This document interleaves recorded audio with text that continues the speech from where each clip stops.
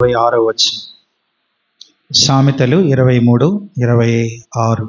నా కుమారుడా, నీ హృదయమును నాకిమ్ము. అలాగే మరొక స్థలంలో మరొక మాట చదువుతున్నాను. సామెతల గ్రంథం 4వ అధ్యాయం 23వ వచనం. నీ హృదయములో నుండి జీవధారలు బయలుదేరును, కాబట్టి అన్నిటికంటే ముఖ్యముగా నీ హృదయమును భద్రముగా కాపాడుకొనుము. అలాగే ఆదికాండం 6వ అధ్యాయం 5-6 వచనాలు చదువుతున్నాను. ఆదికాండం 6వ అధ్యాయం 5-6 వచనాలు. నరుల చెడుతనం భూమి మీద గొప్పతనయు, వారి హృదయము యొక్క తలంపుల్లోని ఊహ అంతయు ఎల్లప్పుడూ కేవలం చెడ్డదని యెహోవా చూచి తాను భూమి మీద నరులను చేసినందుకు యెహోవా సంతాపము నొంది తన హృదయములో నొచ్చుకొనెను. మరొకసారి చివరిగా ప్రార్థన చేద్దాం. నమ్మకమైన తండ్రి, మీకు స్తోత్రం నాయనా. ఉదయకాలం నుంచి ఇప్పటి వరకు నా కుమారుడా, నీ హృదయం నాకిమ్మో అని అంశం మీద మీరు మాట్లాడుతూ వచ్చిన మీ ప్రేమ వాక్కులను బట్టి స్తుతిస్తున్నాం. ఈ సమయంలో మరికొద్ది నిమిషాలు మాతో మాట్లాడండి. వినేవారు ఉంటే మీరు ఎంతైనా మాట్లాడే దేవుడవు కనుక వినబుద్ధిని గ్రహించు మనస్సును అనుగ్రహించండి. ముఖ్యంగా యవన బిడ్డలు తమ యవన కాలంలో తమ హృదయాన్ని, మీరిచ్చిన హృదయాన్ని మీకిచ్చి ప్రభువా ఆ హృదయంలో మిమ్మల్ని నింపుకొని మీ కొరకు జీవించడానికి సహాయం చేయండి. ముందున్న సమయం మాకు దీవెనకరంగా చేయండి. పరిశుద్ధాత్ముడా, నన్ను మీకు అప్పగించుకొని మీ మాటలు నా నోట ఉంచి మా అందరితో మాట్లాడి మీరు మహిమ పొందుమని యేసుక్రీస్తు ఘనమైన నామములో ప్రార్థించి అడిగి వేడుకొనుచున్నాము తండ్రి. ఆమేన్, ఆమేన్. ప్రభుకి స్తోత్రం. మరొకసారి మీ అందరికీ నా హృదయపూర్వక వందనాలు తెలియజేస్తున్నాను. దేవుడు ఈ దినం ఈ సంఘంలో యవనస్తుల మధ్య వన్డే రిట్రీట్ని కలిగి ఉండటానికి ప్రభు చూపిన కృప కొరకై నేను ప్రభుని స్తుతిస్తున్నాను. ప్రేమతో దేవుని మాటల్ని మీతో పంచుకోవటానికి ఈ మంచి అవకాశం ఇచ్చి ఆహ్వానించిన స్థానిక సంఘ కాపరి పాలనాయక్ అన్నగారికి, అలాగే చేరి వచ్చిన మీ అందరికీ నా హృదయపూర్వక వందనాలు తెలియజేస్తున్నాను. ఈ సమయంలో ఈ చివరి సెషన్లో మనకి ఇవ్వబడిన అంశం, నా కుమారుడా, నీ హృదయం నాకిమ్ము. నా కుమారుడా అనంటే కుమార్తె అని లేదు కదా, వాళ్ళ హృదయాన్నే దేవుడు అడుగుతున్నాడు అని మీరు అనుకోవలసిన పని లేదు. ఎందుకనంటే దేవుడు మన హృదయాలను అడుగుతున్నాడు. నా కుమారుడా, అలాగే నా కుమార్తె, నీ హృదయం నాకిమ్ము అని దేవుడు అడుగుతున్నాడు. అన్నిటికంటే ముఖ్యంగా భద్రంగా మనం కాపాడుకోవాల్సింది, ఈ భూమి మీద ఉన్నంత కాలం అన్నిటికంటే ముఖ్యంగా ప్రతి వ్యక్తి భద్రంగా కాపాడుకోవాల్సింది హృదయాన్ని. హృదయాన్ని భద్రంగా కాపాడుకుంటే మనం గొప్పవాళ్ళం అవుతాం. హృదయాన్ని భద్రంగా కాపాడుకోకపోతే మనంత చెడ్డవాళ్ళు, అలాంటి చెడ్డ సాక్ష్యం మరొకటి ఉండదు. కనుక ఈ సమయంలో తమ హృదయాన్ని అన్నిటికంటే భద్రంగా కాపాడుకున్న కొందరు యవనస్తులను నేను జ్ఞాపకం చేస్తాను. తర్వాత తమ హృదయాన్ని భద్రంగా కాపాడుకొనని యవనస్తులను కూడా నేను జ్ఞాపకం చేసి ముగిస్తాను. కనుక ఈ ఇద్దరి పిల్లల్లో మీరు ఏ పిల్లలుగా ఉంటారో ఎవరికి వారే ఆలోచించుకోవాలి. ఆదికాండం 6వ అధ్యాయంలో మనం చూసాం. ఆదికాండం 6వ అధ్యాయం 5వ వచనంలో నరుల చెడుతనం భూమి మీద గొప్పదైపోయింది, వారి హృదయం తలంపుల్లోని ఊహ కేవలం చెడ్డదని యెహోవా చూసి ఆయన తన హృదయంలో సంతాపడ్డాడు. నరుల హృదయం ఆయన హృదయాన్ని సంతాపంలోనికి తీసుకుని వెళ్ళింది.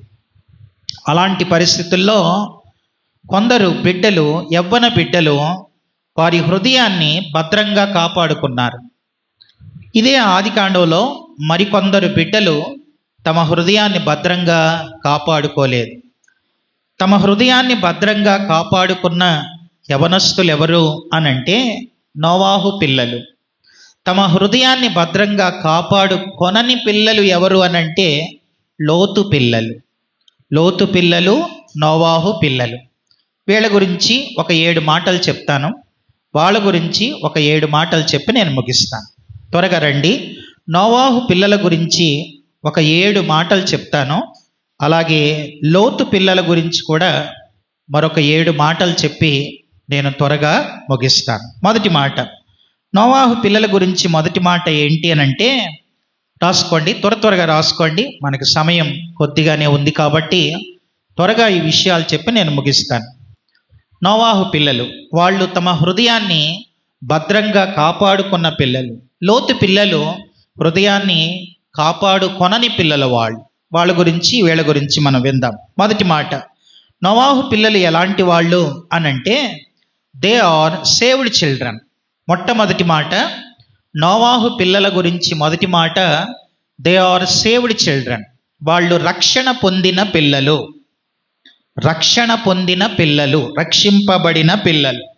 చూడండి, ఆదికాండం 7వ అధ్యాయం నేను 7వ వచనాన్ని చదువుతున్నాను. అప్పుడు నోవాహును, అతనితో కూడా అతని కుమారులు, అతని భార్యయు, అతని కోడండను ఆ ప్రవాహ జలములను తప్పించుకొనుటకై ఆ ఓడలో ప్రవేశించిరి. కనుక నోవాహు పిల్లలు ఎవరు అనంటే వాళ్ళు దే ఆర్ సేవ్డ్ చిల్డ్రన్, రక్షణ పొందిన పిల్లలు. ఇది మొదటి మాట. రెండవ విషయాన్ని జ్ఞాపకం చేస్తాను. రెండవది, నోవాహు పిల్లల గురించి రెండవ మాట ఏంటనంటే దే ఆర్ ఒబీడియంట్ చిల్డ్రన్. నోవాహు పిల్లలు తల్లిదండ్రులకు లోబడిన పిల్లలు. ఇది రెండవ మాట. అమ్మా నాన్న మాట విన్న పిల్లలు, తల్లిదండ్రులకు లోబడిన పిల్లలు నోవాహు పిల్లలు. ఇది రెండవ విషయం. మూడవ మాట చెప్తాను రండి. మూడవది ఏంటనంటే, ఆనాటి దినాల్లో, నోవాహు ఉన్న దినాల్లో పరిస్థితులు ఎలా ఉన్నాయి అనంటే నరుల చెడితనం భూమి మీద ఎక్కువైపోయింది. వారి హృదయం తలంపుల్లోని ఊహలన్నీ చెడిపోయినాయి. దేవుడు తన హృదయంలో నొచ్చుకొని భూమి మీద ఉన్న జీవరాశులన్నిటినీ ఆయన తుడిచివేశాడు. అలాంటి పరిస్థితుల్లో దేవుడు నోవాహుతో చెప్పాడు, ఒక ఓడను నిర్మించుకొని నీవు నీ పిల్లలు నీ కోడండ్రు ఆ ఓడలో ప్రవేశించండి అని దేవుడు నోవాహుతో చెప్పాడు. కనుక ఆ ఓడ నోవాహు చేత నిర్మించబడింది. వారు అందులో ప్రవేశించారు. అయితే నోవాహు ఒక్కడే ఓడ కట్టాడా? ఓడ కట్టడంలో పిల్లలు కూడా సహకరించారా అనంటే పిల్లలు సహకారం లేకుండా ఆ ముసలి తండ్రి ఏమీ చేయలేదు. కనుక మూడవ మాట ఏంటనంటే they are hard working children. ఇది మూడవ మాట. నోవాహు పిల్లల గురించి వాళ్ళు కష్టపడే పిల్లలు, హార్డ్ వర్కింగ్, కష్టపడే పిల్లలు. మొదటి మాట రక్షణ పొందిన పిల్లలు, రెండవ మాట తల్లిదండ్రులకు లోబడిన పిల్లలు, మూడవ మాట వారు హార్డ్ వర్కింగ్ చిల్డ్రన్. ఇది మూడవ విషయం. నాలుగవ మాట చెప్తాను. నాలుగవది ఏంటనంటే దే ఆర్ కోఆపరేటివ్ చిల్డ్రన్. సహకరించిన, తల్లిదండ్రులకు సహకరించిన పిల్లలు, కోఆపరేటివ్ చిల్డ్రన్.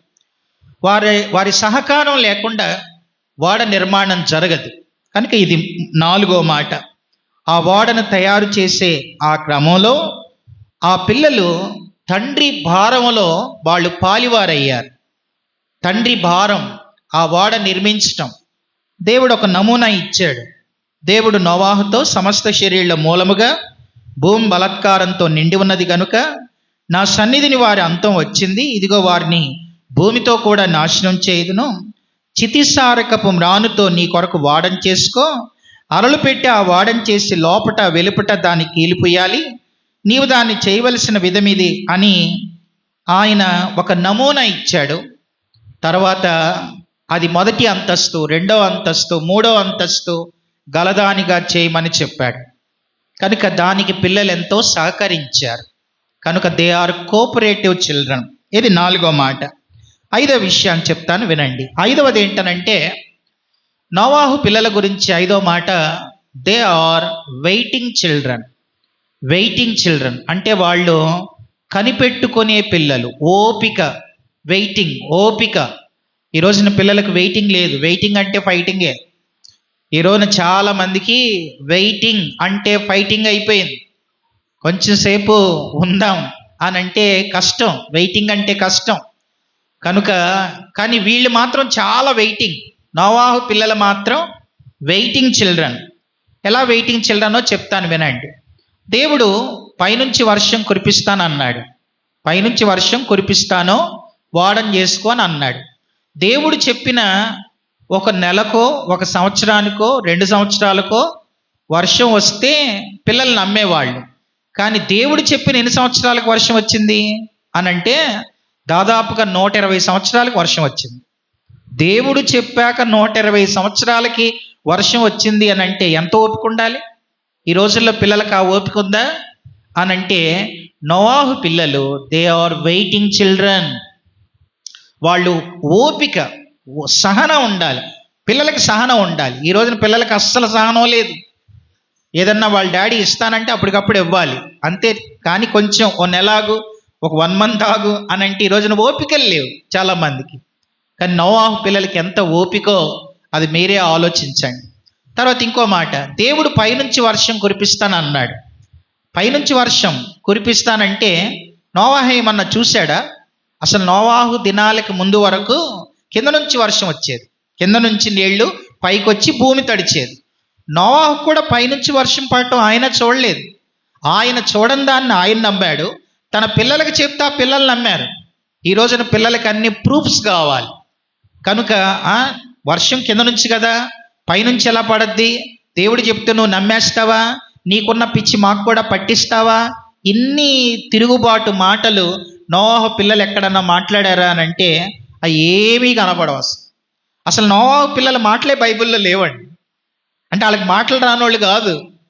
అంటే వాళ్ళు తల్లిదండ్రులకు ఎంత సహకరిస్తూ, ఎదురు తిరగకుండా, తర్వాత ఎంత ఓపికతో, సహనంతో కనిపెట్టుకునే పిల్లలో అది మనకు అర్థం అవుతూ ఉంది. సరే, వాళ్ళలోకి వెళ్ళారు. వాళ్ళలో ఎన్ని దినాలు ఉన్నారు? నోవాహు కుటుంబం వాళ్ళ లాక్డౌన్ అయిపోయిన దినాలు ఎన్ననంటే 1 సంవత్సరం 10 రోజులు, 1 year 10 days lockdown. 1 year 10 days వాళ్ళలోనే ఉన్నారు. ఎంత ఓపిక ఉండాలి అసలు? బయటికి వెళ్ళకూడదు, బయటికి తీసుకుని వెళ్ళటానికి అవకాశం లేదు. 1 సంవత్సరం 10 రోజులు వాళ్ళలోనే ఉన్నారు. లాక్డౌన్ అయిపోయారు. దేవుడు బయట తాళం వేశాడు. ఎంత ఓపిక ఉండాలి వాళ్ళకి. పిల్లలు 1 year 10 days ఇంట్లోనే ఉండటం అంటే, ఈ రోజున పిల్లల్ని ఉదయం అంతా ఈ హాలిడేస్, సమ్మర్ హాలిడేస్లో వాళ్ళని బయటికి తీసుకెళ్ళాలి, ఎక్కడికెక్కడికో తీసుకెళ్ళాలి. తర్వాత ఇంట్లో ఉంటే పిచ్చి పట్టేస్తుంది, ఇంట్లో ఉంటే బోరు కొట్టేస్తుంది. అలా బయటికి తిరిగి వస్తే, కరీంనగర్ అంతా తిరిగి వస్తే, తర్వాత అటు ఎల్లారెడ్డిపేట, సిరిసిల్ల, హైదరాబాద్, వాళ్ళైతే ఊటీకి వెళ్ళారు, వాళ్ళు కొడైకెనాల్కి వెళ్ళారు. ఇలా మనం ఎన్నో చెప్తున్నాం మనం. కానీ ఎంత ఓపిక ఉండాలండి వీళ్ళకి. నోవాహు పిల్లలు దే ఆర్ వెయిటింగ్ చిల్డ్రన్. వీళ్ళు కనిపెట్టుకునే పిల్లలు. చూడండి, పైనుంచి వర్షం నోవాహు చూడలేదు అని అన్నాను. దానికి జవాబు ఆదికాండం 2వ అధ్యాయం 6వ వచనంలో ఉంది. చూడండి, ఆదికాండం 2వ అధ్యాయం. నోవాహు కాలానికి ముందు నీళ్లు కింద నుండి వచ్చాయి. నోవాహు కాలం తర్వాతే ఆ జలప్రళయంతో పైనుంచి ఇప్పుడు వరకు పైనుంచి వర్షం పడుతుంది. అంతకు ముందు వరకు వాళ్ళ కింద నుంచి. ఆ మాట ఆదికాండం 2వ అధ్యాయం మనకు 6వ వచనంలో ఉంది. అయితే ఆవిరి భూమి నుండి లేచి నేలంతటినీ తడిపెనో అని ఉంది. అంటే ఆదికాండంలో ఆ దినాల్లో కింద నుంచి ఆవిరి నేల నుండి లేచి భూమి అంతటినీ తడిపేది. అలా తడిసేది భూమి అంతా. కానీ ఇప్పుడేమో భూమి తడవాలంటే పైనుంచి వర్షం పడవాలి. కనుక అది నోవాహు తను చూడలేదు. పైనుంచి దేవుడు వర్షం కురిపిస్తాను, వాడని కట్టుకోనని చెప్పాడు. తను చూడని దాన్ని తను నమ్మాడు. తర్వాత తన పిల్లలకి చెప్పాడు, వాళ్ళు కూడా విన్నారు. ఇంకో మాట చెప్తాను వినండి. వాళ్ళు విన్నారు అని అంటే వాళ్ళు ఏమైనా చిన్నపిల్ల అంటే వాళ్ళు చిన్నోళ్ళు ఏం కాదు, వాళ్ళు పెద్దోళ్ళే, వయసులో వాళ్ళు పెద్దోళ్ళే. అయితే వాళ్ళు తల్లిదండ్రులు ఇలా అనొచ్చు కదా, డాడీ నీకేమన్నా పిచ్చి పట్టిందా, పైనుంచి వర్షం పడుతుంది అంటున్నావు, ప్రూఫ్స్ ఏమైనా ఉన్నాయా? అసలు కింద నుంచి కదా ఆవిరొచ్చి నేలంతా తడిపేది, కనుక నీకేం తెలుసు అని వాళ్ళు వ్యతిరేకించలేదు. నేను ఇంకో మాటలో చెప్పాలంటే, నోవాహు ఈ వాడ కట్టేటప్పుడు వాళ్ళ పిల్లల వయసు 100 సంవత్సరాలు.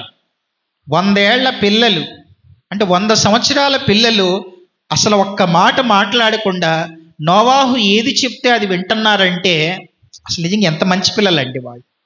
తర్వాత ఇంకో మాట అనొచ్చు, మరి ఆ దినాలు ఎలాంటి దినాలు? మామూలు దినాలు అవి? లోకమంతా చెడిపోయిన దినాలు కనుక చెడిపోయి ఊహలు, హృదయం, తలంపులు అన్నీ చెడిపోయినప్పుడు వీళ్ళు చెడిపోలేదండి. నోవాహు పిల్లలు చెడిపోలేదు, అందరూ చెడిపోయారు. అందరూ తమ ఒక మాట చూడండి, ఆదికాండం 6వ అధ్యాయం 11వ వచనంలో ఏముంది? ఆదికాండం 6వ అధ్యాయం 11వ వచనం, భూలోకం దేవుని సన్నిధిని చెడిపోయి ఉండెను, భూలోకం బలత్కారముతో నిండి ఉండెను, దేవుడు భూలోకాన్ని చూసినప్పుడు అది చెడిపోయి ఉండెను, భూమి మీద సమస్త శరీరులు తమ మార్గమును చెరిపివేసుకుని ఉండిరి అనుంది. ఆదికాండం 6వ అధ్యాయం 12లో భూమి మీద సమస్త శరీరులు అందరూ తమ మార్గాలు చెరిపివేసుకున్నారు.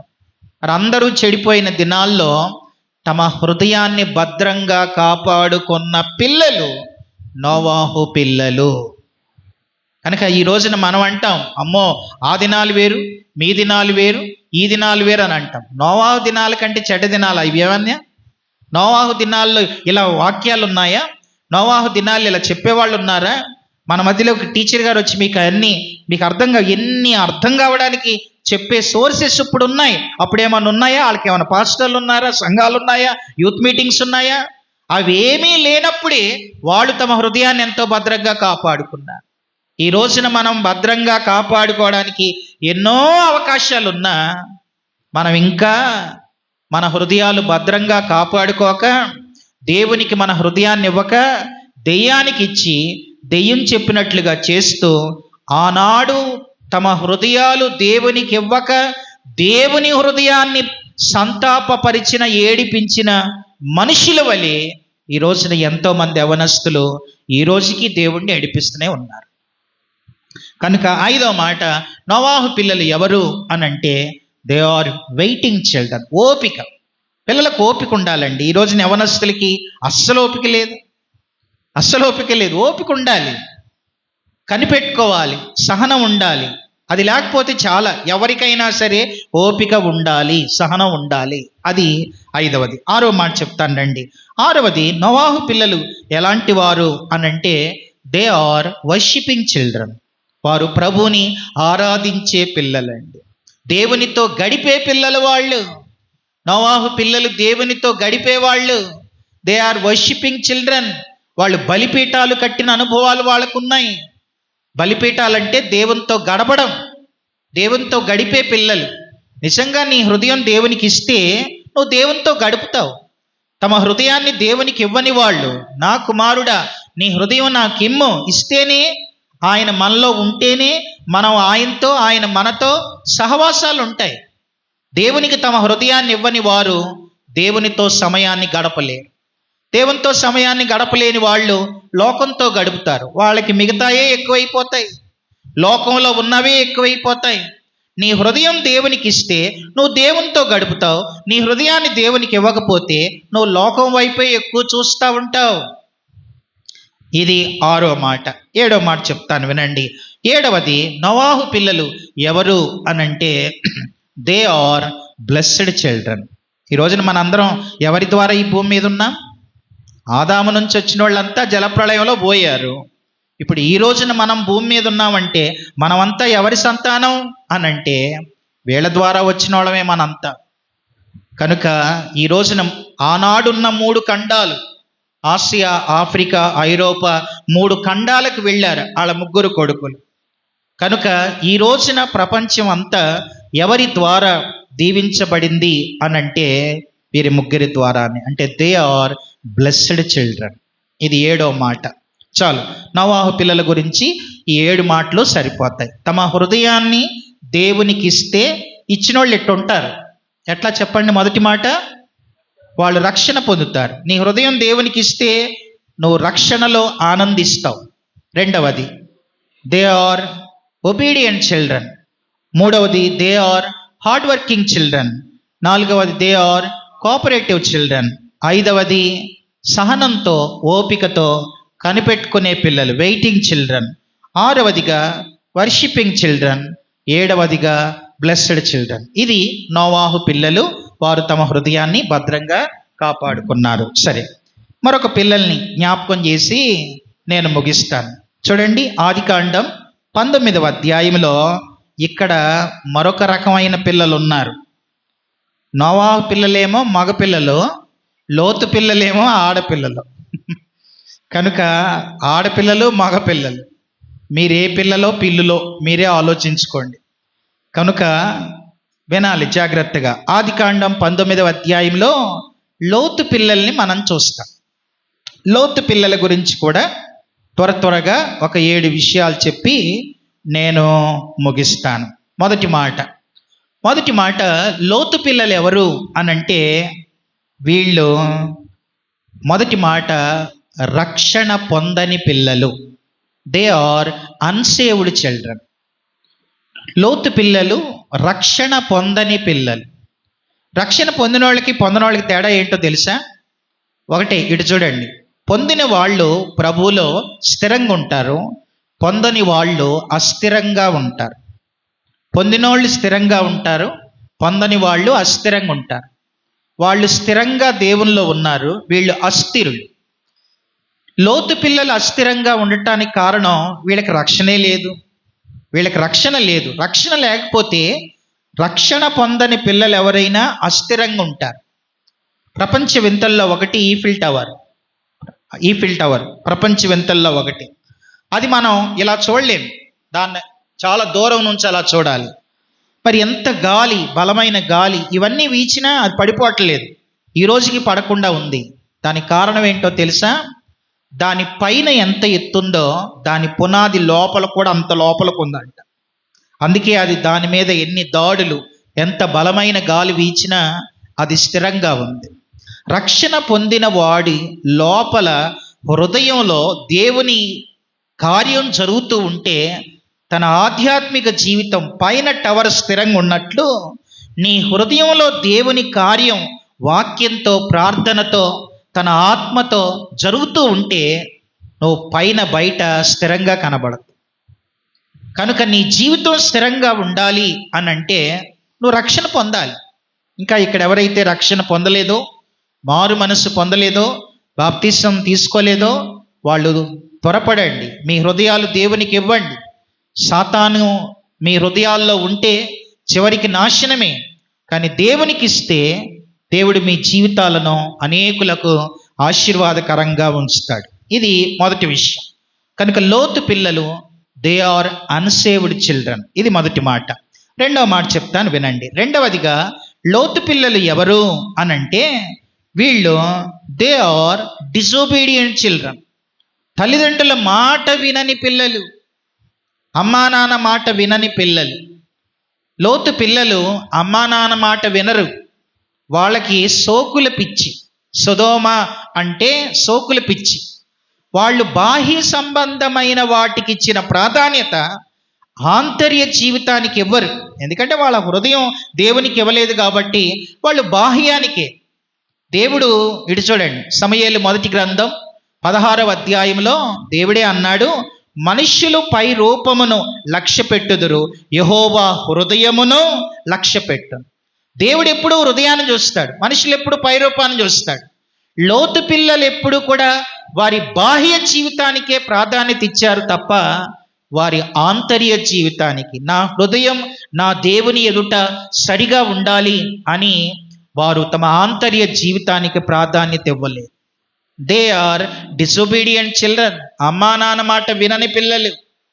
అమ్మ నాన్న మాట వినని పిల్లలు అని మీరు ఎలా చెప్తున్నారు బ్రదర్ అని అంటే ఒక మాట చెప్తాను వినండి.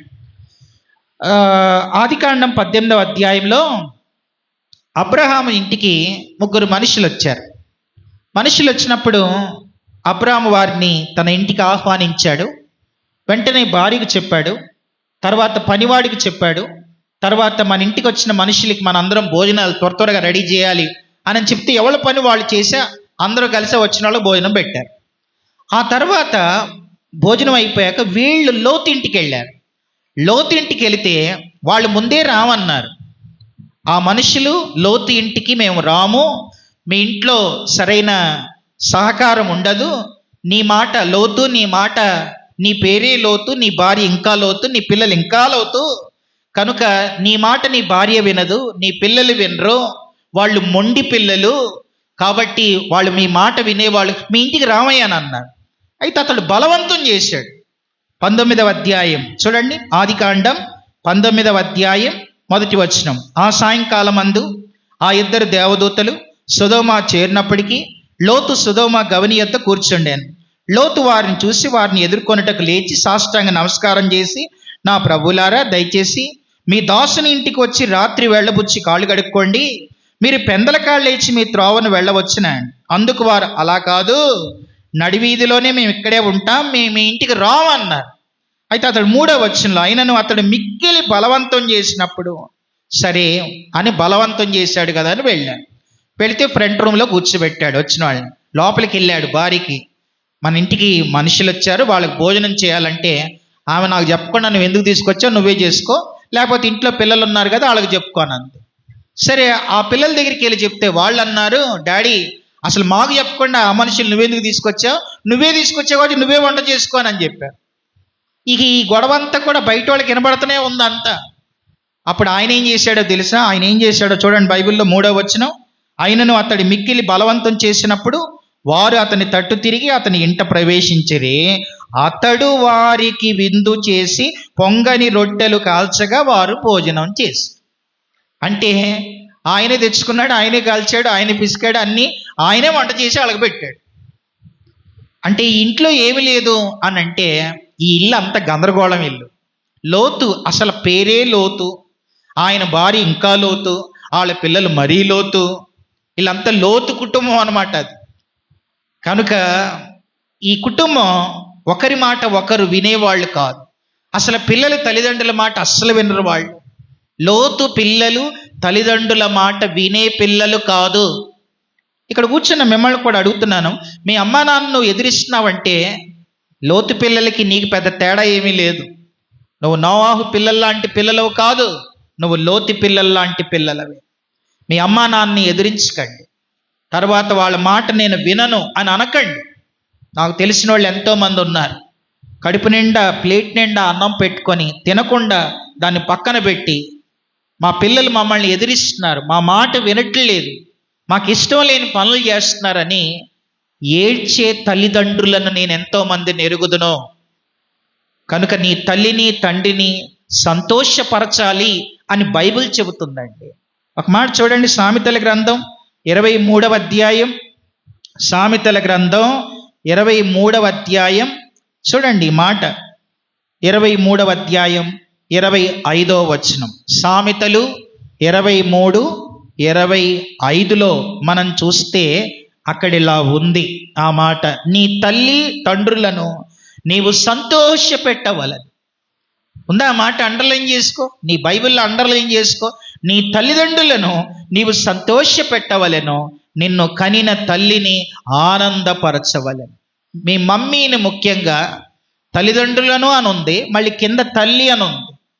కనుక నిన్ను నవమాసాలు మోసి నిన్ను పెంచి నిన్ను పెద్ద చేసి నీకేం కావాలో ఆలోచిస్తూ ఇంత చేస్తూ ఉంటే కొంతమంది తల్లిదండ్రులని నోర్ముయ్ అనే బుద్ధి లేని పిల్లలు ఉన్నారు, తర్వాత మొండి పిల్లలు ఉన్నారు, నీకేం తెలుసు అనే వాళ్ళు ఉన్నారు, కొంతమంది అమ్మా నాన్న మీదే ఎదురు తిరిగే వాళ్ళు కూడా ఉన్నారు.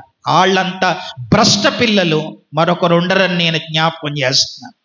నీ తల్లి మీదో నీ తండ్రి మీదో ఎదురు తిరుగుతున్నావంటే అది భ్రష్టత్వం. నీ హృదయం ఎంత చెడిపోయింది. ప్రియ తమ్ముడు బాబు వినండి, మీ అమ్మా నాన్న మీద ఎదురు తిరుగుతున్నావంటే నీ హృదయం ఎంత చెడిపోయింది, నువ్వెంత భ్రష్టుడివి.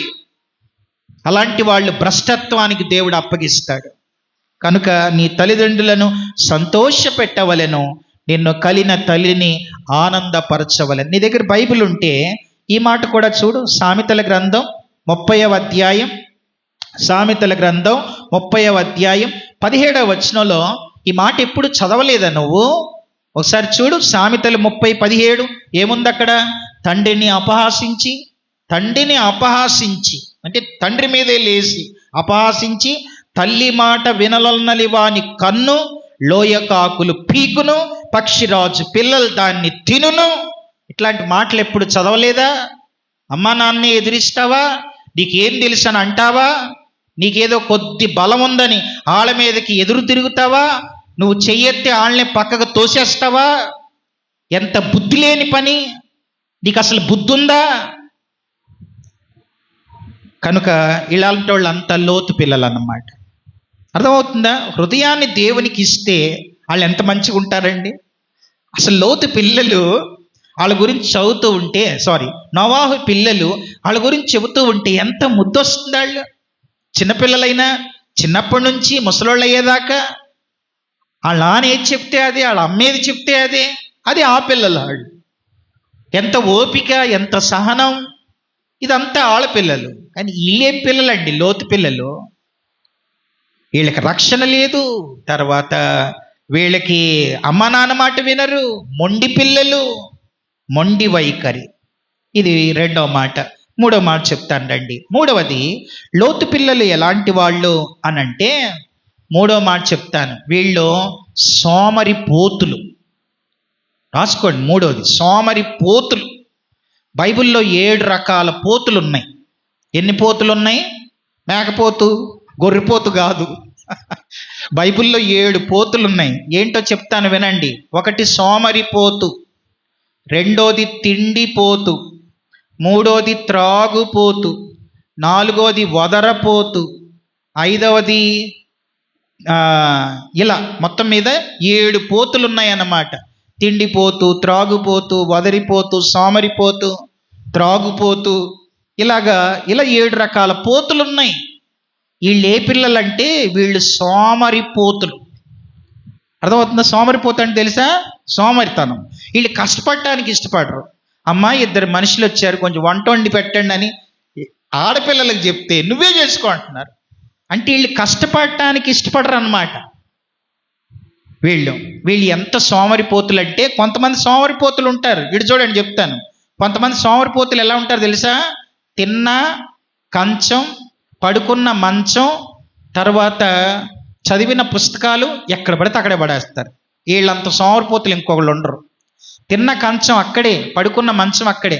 నేను మాట చెప్తాను, మీరు సోమరిపోతులో కాదు, చిన్న టెస్ట్ పెడతాను. అదేంటంటే, మీరు ఉదయం లేవడంతో మీ దుప్పటి మీరే మడతేసుకునే అలవాటు ఉంటే మీరు సోమరిపోతులు కాదు. కానీ కొంతమందికి పడుకొని లెగిస్తారు, వెళ్ళిపోతారు అంతే.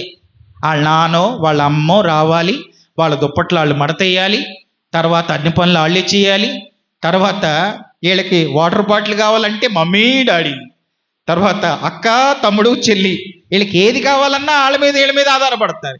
నీకు చేతులు లేవా, కాళ్ళు లేవా, కష్టపడలేవా? కష్టపడటానికి ఇష్టపడని పిల్లలు లోతు పిల్లలు.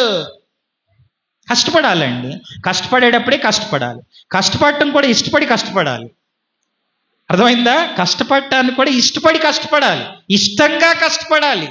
ఇప్పుడు చదివేటప్పుడు ఇష్టంగా చదవాలి, ఇష్టంగా కష్టపడి చదివితే గొప్పోళ్ళు అవుతాం. అంతేగా నువ్వు ఇంత పెద్ద పుస్తకమా బాబోయ్, ముందు చూడటంతోనే పెద్ద పుస్తకం అంటే నువ్వు ఏం కష్టపడతావు, ఇంకా ఏం చదువుతావు? ఇంకా ఏదైనా సరే ఇట్ కెన్ బి డన్, అది జరిగింది. ఇది చేస్తాడు. దేవుని వల్ల అసాధ్యమైంది ఏదీ లేదు. దేవుడు తన జ్ఞానం నాకు ఇచ్చాడు, నా వల్ల కానిదంటూ ఏదీ లేదు. దేవునికి సమస్తం సాధ్యం అని అడుగులేస్తే ఏదైనా సాధించగలుగుతాం, ఎంతైనా సాధించగలుగుతాం. కనుక నీకంటూ ఒక చరిత్ర ఉండాలి, నీకంటూ ఒక ప్రత్యేక పేజీ ఉండాలి. నువ్వే అసలు ప్రపంచంలో నీలాంటి మనిషి ఇంకోళ్ళు ఉన్నారా చెప్పు? ప్రపంచంలో దాదాపుగా 850 పైచిలుకు కోట్ల మంది ఉన్నారు. నీలాంటి మనిషి ఉన్నారా? నీ ఫింగర్ ప్రింట్స్ మరొకరితో మ్యాచ్ అవుతాయా? నీ కళ్ళు మరొకరితో మ్యాచ్ అవుతాయా?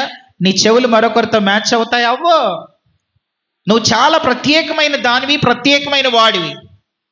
ఈ భూమి మీద దేవుడు నీకు లైఫ్ ఇచ్చాడంటే నువ్వు చరిత్ర తిరగరాయాలి, చరిత్రను సృష్టించాలి. అంటే నువ్వు ఇష్టపడి కష్టపడి చదవాలి. కానీ మనమేమో ఇందాక అన్న చెప్పినట్లు ఇక రేపు ఎగ్జామ్ అనగా కొంతమంది రేపు ఎగ్జామ్ అంటే ఈరోజు రాత్రి నైట్ అంతా ఆల్ నైట్ రాత్రంతా చదువుతారు. వాళ్ళమ్మ గ్లాసుడు బూస్టు, హార్లిక్స్ ఇవన్నీ తీసుకొచ్చి పిల్లలు చదివేస్తున్నారు. ఏం చదువుతారు వాళ్ళు? అంత పుస్తకాన్ని చూసి ఆడికి ఎలా ఉంటుంది తెలుసా? బుర్రంతా వేడెక్కిపోయి ఆ టైంలో రేపు ఎగ్జామ్ అనగా ఈరోజు పుస్తకం పట్టుకున్న వాడికి ఎంత కోపం వస్తుంటుందో. ఆ? సంవత్సరం అంతా చదివితే ఏ కోపం ఉండదు. ఎప్పటిదప్పుడు చదువుకోవాలి, అప్పుడు హ్యాపీగా ఉంటాం, ఫ్రీగా ఉంటాం. రేపు ఎగ్జామ్ అంటే హాయిగా ముందే పడుకుంటాడు, హాయిగా ప్రశాంతంగా వెళ్ళి రాస్తాడు. అప్పుడప్పుడు కొంతమంది చూస్తాను నేను, ఎగ్జామ్ హాల్కి వెళ్ళేటప్పుడు వాళ్ళ నాన్న బైక్ నడుపుతూ ఉంటే వీళ్ళు పుస్తకాలు తీసి చూసారు ఎప్పుడైనా? వాళ్ళు బైక్ మీద వెళ్తూనే పుస్తకాలు తిరిగేస్తూ ఉంటారు పేజీలు. అక్కడికి వెళ్ళిన తర్వాత ఇంత అంత గజీ బిజీ ఎంత బిజీ గజీ బిజీ అంత గజీ బిజే అంతే, ఇంకేముంటుంది అక్కడ.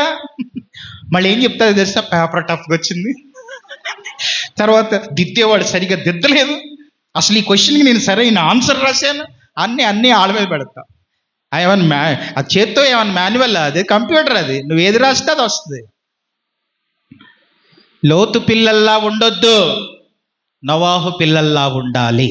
కనుక లోతు పిల్లలు వాళ్ళు ఎలాంటి వాళ్ళు అనంటే కష్టపడటానికి ఇష్టపడని పిల్లలు. ఇది 3వ మాట. 4వ మాట చెప్తాను వినండి. 4వది ఏంటనంటే లోతు పిల్లలు ఎవరు అనంటే వీళ్ళు లోక మర్యాదను నేర్చుకున్నోళ్ళు. వీళ్ళు లోక మర్యాదను నేర్చుకున్న పిల్లలు.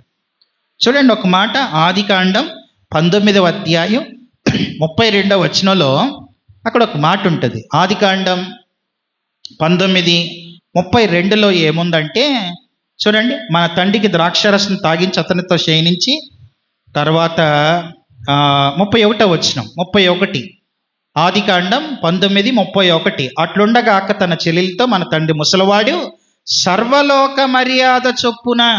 చాలు. ఏ మర్యాద అంటే ఇది? లోక మర్యాద. లోతు పిల్లలకి లోక మర్యాదలు తెలుసు, నోవాహు పిల్లలకి దైవిక మర్యాదలు తెలుసు. వీళ్ళు అనుకుంటున్నారు, వీళ్ళిద్దరు అక్కచెల్లెళ్ళు లోక మర్యాద చొప్పున మనతో పోవడానికి, పాపం చేయడానికి ఏ మనుషులోడు బయటోడు అని అంటున్నారంటే వీళ్ళకి ఏ మర్యాదలు తెలిసినాయి బాగా సొదొమలో అంటే? లోక మర్యాదలు తెలుసు. కొంతమందికి అంత లోకమే తెలుసు, అసలు బైబిల్ తెలియదు, వాక్యం తెలియదు, ప్రార్థన తెలియదు, చర్చి తెలియదు, సేవకుడు అంటే విలువ తెలియదు, బైబిల్ అంటే విలువ తెలియదు, ఏం తెలియదు కొంతమందికి. బయట మొత్తం లోకం, అంత లోకం తెలుసు, లోక మర్యాదలన్నీ తెలుసు. లోక మర్యాదలన్నీ తెలిస్తే అలాంటి వాళ్ళు ఎవరు అని అంటే లోతు పిల్లలు. దైవిక మర్యాదలు తెలిస్తే మనము నోవాహు పిల్లలు. దైవిక మర్యాద నేర్చుకోండి, ఉదయం లేవడం నేర్చుకోండి, బైబిల్ చదవడం నేర్చుకోండి, ప్రార్థన చేయటం నేర్చుకోండి, సరైన సమయానికి మందిరం వెళ్ళటం నేర్చుకోండి. ఇవన్నీ కూడా దైవిక మర్యాదలు. నీకంటూ సొంత బైబిల్ ఉండాలి, నీకంటూ ఒక సొంత డైరీ ఉండాలి, నువ్వు చక్కగా నీ అనుదిన నీ క్వైట్ టైం ఇవన్నీ కూడా నువ్వు మెయింటైన్ చేసుకోవాలి, ఇవన్నీ ఉండాలి. ఇది దైవిక మర్యాద. లోతు పిల్లలు లోక మర్యాద. వీళ్ళ గురించి మనం చెప్పలేం. ఎన్నైనాయి ఇప్పటికి? 4 అయినాయి. మొదటి మాట ఏంటి? రక్షణ లేని పిల్లలు. రెండవది మొండి పిల్లలు, మాట వినని పిల్లలు. మూడవది కష్టపడటానికి ఇష్టపడని పిల్లలు. తర్వాత 4వది లోక మర్యాదను నేర్చుకున్న పిల్లలు. తర్వాత 5వది ఏంటనంటే వీళ్ళు ఎలాంటి వాళ్ళనంటే పాపానికి తొందరపడే పిల్లలండి. పాపానికి తొందరపడే పిల్లలు. ఈ మాట చెప్పడానికి నాకు భయం వేస్తుంది, బాధ వేస్తుంది. పాపం చేయటానికి తొందరపడుతున్నారండి. వీళ్ళు అనుకుంటున్నారు, ఏమనుకుంటున్నారు? మనతో పోవడానికి ఎవడు లేడు కాబట్టి నేను పోతా, నువ్వు పో, పాపం చేద్దాం. ఇదే ఇక పాపం మీద ఉన్న భీతి ప్రార్థన మీద లేదు, వాక్యం మీద లేదు, బైబిల్ మీద లేదు, దేవుడి మీద లేదు. అంతా లోకమే. పాపం చేయటానికి తొందరపడుతున్నారు. సర్వలోక మర్యాద చొప్పున మనతో పోవడానికి మనుషులు లేడు. ఈరోజు నువ్వు పో, రేపు నేను పోతా అని పాపం చేయటానికి తొందరపడుతున్నారండి. ఎంత భయంకరమైన పిల్లలండి వీళ్ళు. పాపానికి తొందరపడుతున్నారు. ఇక్కడున్న ఆడపిల్లలకి, మగపిల్లలకి ఒక సేవకునిగా నేను దండం పెట్టి చెప్పేది ఏంటంటే, ఇటు చూడండి, ఒక మాట చెప్తాను. తొందరపడకండి. ప్రతిదానికి ఓ సమయం ఉంటుంది. ఏదైనా సరే ప్రతిదానికి ఓ టైం ఉంది. ఏ టైంలో జరగాల్సింది ఆ టైంలో జరగాలి. ఇప్పుడు పెళ్ళయ్యాక భార్యాభర్తలు సంతోషించే సమయం నువ్వు ముందే కావాలని కోరుకుంటే ఎట్లా?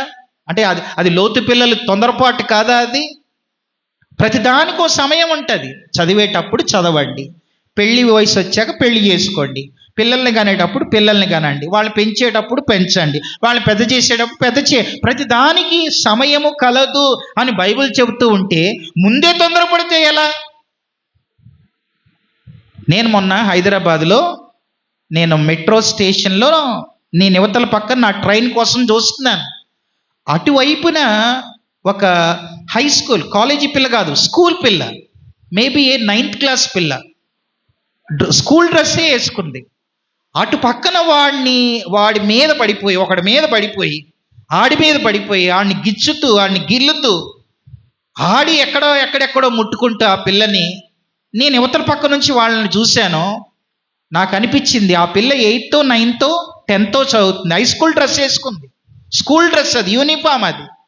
వాడితో ఎక్స్ట్రా చేస్తుందంటే ఎంత తొందరపడుతుంది ఆ పిల్ల? వయసు చిన్నది, అప్పుడే నీకు అలాంటి ఆలోచనలు ఏంటి? వేరే వాడితో తిరగాలనే ఆలోచన, వేరే వాడితో మాట్లాడాలనే ఆలోచన. వాళ్ళు లోతు పిల్లలు కాదా? అలాంటి వాళ్ళు లోతు పిల్లలు. అందుకే నేను చెప్పే మాట ఏంటంటే తొందరపడకండి. వాళ్ళు ఎంత ఓపిక కలిగిన పిల్లలు, నోవాహు పిల్లలు. వాళ్ళేమో చూడని దాన్ని వాళ్ళ నాన్న చెబితే నమ్మేశారు. పిచ్చోళ్ళేం కాదు వాళ్ళు, ఓపిక ఉంది వాళ్ళకి. 120 సంవత్సరాలు వర్షం రాలేదు, ఓపికతో ఉన్నారు. 1 సంవత్సరం 10 రోజులు వాళ్ళలో ఉండమంటే వాళ్ళలో ఉన్నారు. ఎంత ఓపిక అండి, ఓపిక. వీళ్ళకి తొందర, వాళ్ళకి ఓపిక, వీళ్ళకి తొందర. ఎందుకు తొందర? పాపం చేయడానికి తొందర. లోతు పిల్లలు పాపానికి తొందరపడే పిల్లలు. ఇది 5వ మాట.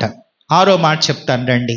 6వ మాట ఏంటనంటే లోతు పిల్లలు ఎలాంటి వాళ్ళో తెలుసా?